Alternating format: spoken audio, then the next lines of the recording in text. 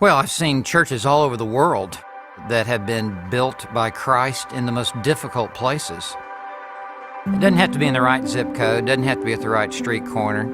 And I see that all around the world, and I think Christ takes great delight in putting His glory on display by working in the most adverse places. As I see Christ building His church in other countries around the world, I'm struck with the simplicity of those churches. They just have the Bible, and they have a preacher, and they have God's people, and they take the Lord's Supper, and they love one another.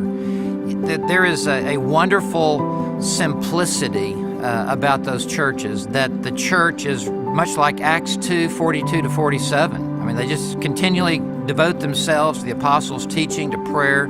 I love seeing that as I travel around. I find enormous encouragement in knowing that Jesus Christ is building His church. If it depended upon us, then that would be great reason for discouragement and despair. He's not building our church, and we're not building His church. Christ is building His church.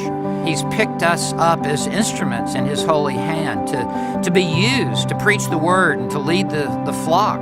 That is an enormous encouragement because Christ is sovereign. He is Lord over heaven and earth. And He has the authority to open hearts and to draw sinners to Himself. And the gates of Hades cannot prevail against it. He's greater than the forces of darkness. Christ is greater than circumstances and events. Christ is greater than anything and everything we would ever face as we serve as pastors and leaders in the church. Christ is Lord over all.